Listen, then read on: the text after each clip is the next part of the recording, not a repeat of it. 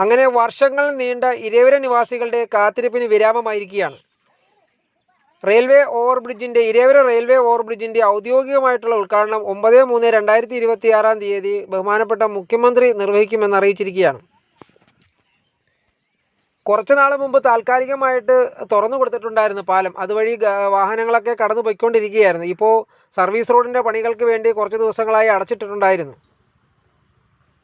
പക്ഷേ ഉദ്ഘാടനമായെങ്കിലും സർവീസ് റോഡിൻ്റെ പണികളൊന്നും പൂർത്തിയായില്ല. അതുകൊണ്ട് പാലം പണി തീർന്നെന്നും പറഞ്ഞ് ഓടി ആരും വരണ്ട, കുറച്ച് ദിവസം കൂടെ എന്തായാലും റോഡ് അവിടെ ബ്ലോക്കാക്കി ഇടാൻ സാധ്യതയുണ്ട്. പണികൾ പൂർണ്ണമായിട്ട് തീർന്നിട്ടില്ല. സർവീസ് റോഡിൻ്റെയും മറ്റേ ഡ്രെയിനേജ് സംവിധാനത്തിൻ്റെയൊക്കെ പണികൾ പൂർത്തിയാകാനുണ്ട്.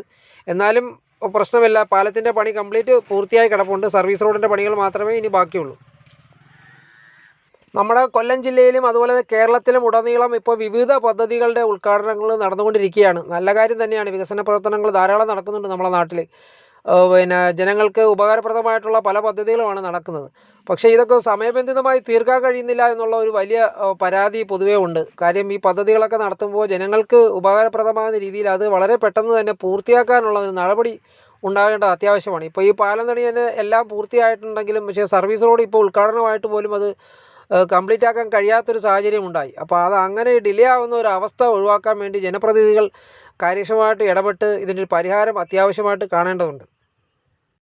ഈ പാലത്തിൻ്റെ അവസ്ഥ തന്നെ 2-3 വർഷങ്ങൾ കൊണ്ട് കംപ്ലീറ്റ് ആക്കും എന്ന് പറഞ്ഞു തുടങ്ങിയ പാലം പണിയാണ്. ഏകദേശം 6 വർഷത്തോളമാണ് എടുത്തത്. അതൊരു വലിയ നീണ്ട കാലാവധി തന്നെയായിരുന്നു ഇത് പൂർത്തിയാക്കാൻ വേണ്ടി എടുത്തത്.